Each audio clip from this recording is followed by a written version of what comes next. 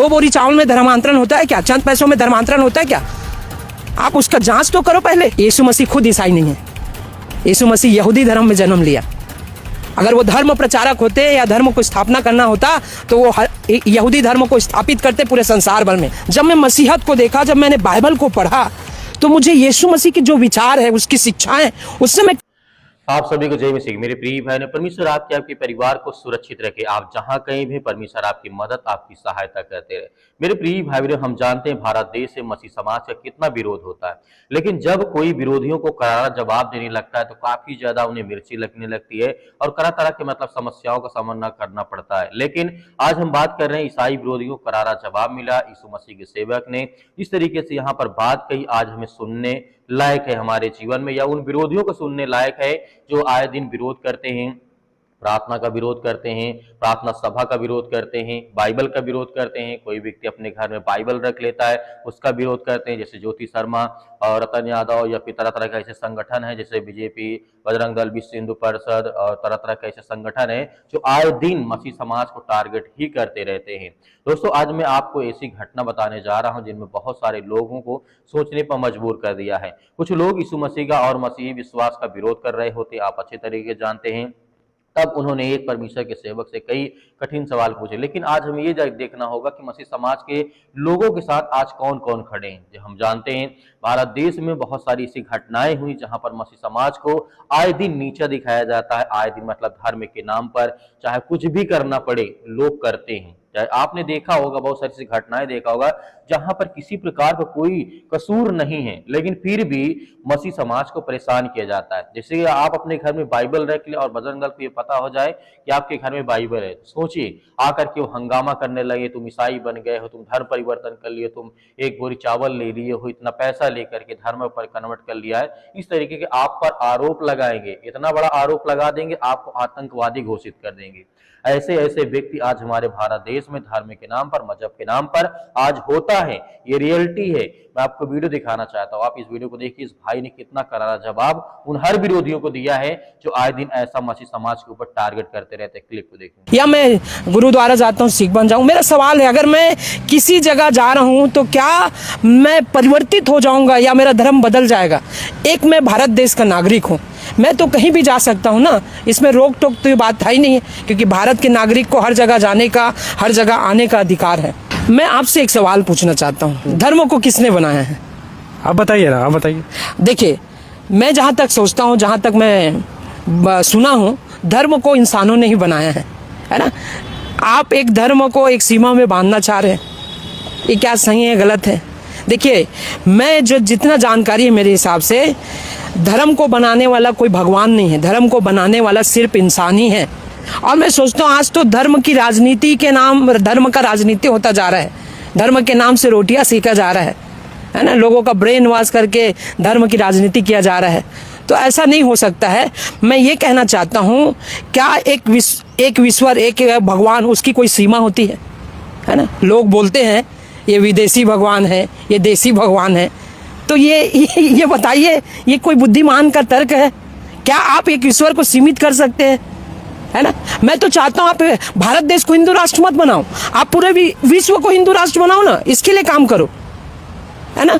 जैसे मसीहत, आपको पता होगा, अगर आप गूगल में सर्च करेंगे तो मसीहत या ईसाई बोलूँ, मैं तो मसीहत इसलिए बोलता हूँ क्योंकि मैं अपने आप को ईसाई नहीं, मैं मसीहत वाला व्यक्ति हूँ, मैं यीशु मसीह के पीछे चलने वाला व्यक्ति हूँ। तो अगर आप गूगल में सर्च करके देखोगे तो ईसाई लोग पूरा वर्ल्ड में नंबर 1 जनसंख्या उनकी ज़्यादा है ना।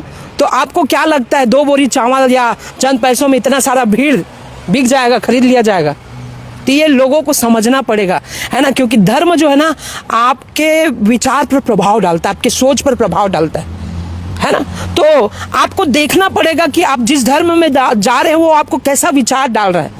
तो मुझे, जब मैं मसीहत को देखा, जब मैंने बाइबल को पढ़ा, तो मुझे यीशु मसीह के जो विचार है, उसकी शिक्षाएं, उससे मैं काफ़ी प्रभावित हुआ, है ना। वो बहुत ज़्यादा, मैं कहना चाहूँ, जो अहिंसा का पाठ जिससे हमारा देश आज़ाद हुआ है, ये बाइबल से लिया गया है ना। जो अहिंसा का पाठ है ना, महात्मा गांधी के बारे में जो बातें हैं वो बाइबल से लिखा गया है, क्योंकि लिखा है, बाइबल में लिखा है, अगर कोई एक गाल पर थप्पड़ मारे तो दूसरा फेर देना, है ना, अपने शत्रुओं को क्षमा करना, ये जो भावनाएं हैं ये वहीं से आया है, अहिंसा का पाठ। तो मैं यही चीज समझाने का प्रयास कर रहा हूँ। ये मूर्खता होगा एक व्यक्ति का कि वो एक धर्म को एक सीमा में बांधे या एक देश तक सीमित करे। आप किसी भी को नहीं रोक सकते हैं। अगर भारत देश में संविधान नहीं रहता, अगर भारत देश लोकतांत्रिक देश नहीं रहता, तब आपका इस देश में एक धर्म का बोलबाला बात ठीक बैठता। लेकिन भारत देश में जो संविधान है, हम हर भारतीय को, मैं बोल रहा हूँ, हम हर भारतीय को स्वतंत्रता देता है, आज़ादी देता है। हम जिसको चाहे मान सकते हैं। आर्टिकल 25, यही इसीलिए तो हम जो राज्य सरकार जो कानून लाया है, हम राज्य सरकार के खिलाफ नहीं है, लेकिन वो जो कानून लाया है ना, वो कैसे लाया मालूम है? लोग बोल रहे हैं कौवा कान ले गया। भैया कान को तो जांच लो सरकार जी। 2 बोरी चावल में धर्मांतरण होता है क्या? चंद पैसों में धर्मांतरण होता है क्या? आप उसका जांच तो करो पहले। आप उसको जांच नहीं रहे हो। लोगों ने बोल दिया, आप उठ, मानो ऐसा काम हो रहा है जैसे सो उठ के सीधा कानून बना दिया गया। नहीं भाई, आप पहले आओ तो सही। हम जो पुकार के बोल रहे हैं हमारा जीवन बदला है, मन बदला है, तो आप हमको इस बात को क्यों नहीं सुनना चाहते हैं?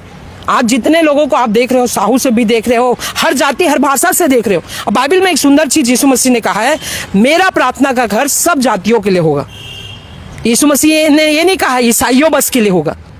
अब पहली बात आपको जानकारी देना चाहता हूं, यीशु मसीह खुद ईसाई नहीं है। यीशु मसीह यहूदी धर्म में जन्म लिया। अगर वो धर्म प्रचारक होते या धर्म को स्थापना करना होता तो वो यहूदी धर्म को स्थापित करते पूरे तरीके से। इनकी बातों को आपने सुना, इन्होंने कुछ गलत नहीं कहा है, लेकिन अगर यहीं पर और विरोधी दल के होते तो काफी ज्यादा यहाँ पे बवाल हो सकता था। उसने आगे कहा, यीशु ही स्वयं कहते हैं, मैं मार्ग हूँ, सत्य हूँ, जीवन हूँ। जो कोई उनके पास आता है वह खाली नहीं लौटता है। उसकी बात सुनकर के उपस्थिति बहुत सारे आज हमारे जीवन में मसीह समाज के लोग कार्य अच्छे कर रहे हैं, काम कर रहे हैं, अच्छा मतलब कि लोगों को जवाब भी दे रहे हैं। बाइबल में लिखा है, तुम सत्य को जानोगे, सत्य तुम्हें स्वतंत्र करेगा। परमेश्वर मसीह बार बार कहते हैं। तो आज हमें जानने की जरूरत है, आज अपने अधिकारों, अपने हक की जानने की जरूरत है कि हमारे पास हक है, अधिकार है, हम हर तरीके से फ्री हैं। हमें किसी के दबाव में, किसी प्रकार की आकर के कोई भी चीज करने की आवश्यकता नहीं है। मेरे प्रिय भाई, संसार में आज बहुत ज्यादा हमें देखने को मिलता, अत्याचार हो रहा है, गलत हो रहा है, लेकिन फिर भी देश दुनिया के लोग, गांव समाज के लोग शांत है। चाहे उनके जीवन कितनी निराशा हो, परेशानी आए, वो एक शब्द नहीं बोलते। लेकिन यीशु मसीह कहते हैं, सत्य और मार्ग और जीवन मैं ही। यदि तुम मुझे जानोगे तो तुम स्वतंत्र रहोगे, तुम आजाद रहोगे, तुम्हारे जीवन में कभी किसी प्रकार की कोई प्रॉब्लम्स नहीं आएंगी। तो आज हमें डरने की जरूरत नहीं है, भयभीत होने की जरूरत नहीं है। आज हमें लड़ने की जरूरत है उन हर एक समाज से, उन हर व्यक्तियों से जो आज नफरत के नाम पर, धर्म के नाम पर, मजहब के नाम पर आए दिन मसीह समाज को टारगेट करते हैं। आप क्या सोचते हैं इस भाई के बारे में जिन्होंने जवाब दिया है? जो भी आपके मन में किसी प्रकार का सवाल आता है कमेंट बॉक्स में कमेंट लिखिएगा। परमेश्वर आपके परिवार को बहुत सारी आशीष दे, प्रभु यीशु मसीह के नाम से, आमीन।